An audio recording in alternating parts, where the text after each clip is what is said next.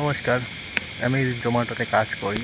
তো কিছু কথা তোমাদেরকে বলতে এলাম। তো এখন অর্ডার নেই, সেই জন্যই ভাবলাম ভিডিওটা করি। তো 34 বছর আমাদের এখানে যে সরকার ছিল,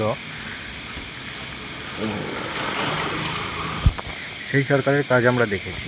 পরে যে সরকার এসেছিল 15 বছর ছিল। আমি কোনো দলের সাপোর্টার নই, ঠিক আছে, কোনো আমি রাজনৈতিক দলের সাপোর্টার নই। আমি একজন সাধারণ একজন মানুষ হিসাবে কথা বলছি। তো তারপর 15 বছর একটা দল ক্ষমতায় ছিল, তাদের কাজও আমরা দেখেছি। তো বর্তমান যে দল ক্ষমতায় রয়েছে, সেটাও তো তাদের কাজও আমরা দেখছি। তো জনগণ চাইলে কিন্তু তারা 5 বছর থাকতে পারে, 15 বছর থাকতে পারে, আবার 10 বছরও থাকতে পারে, আবার কি 25-50 বছরও থাকতে পারে।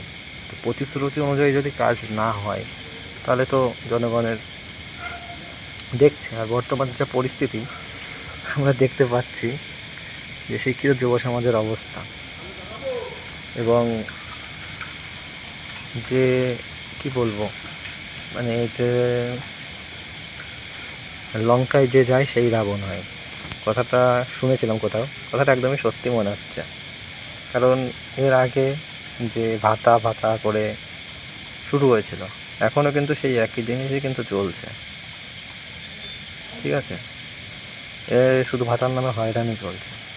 এই সব কিছু বন্ধ করে শিক্ষিত যুব সমাজদের নিয়ে অন্তত কিছু ভাবা উচিত বলে আমার মনে হয়, ঠিক আছে। এখনও কোনো অর্ডার নেই, সেই জন্য ভিডিওটা করলাম।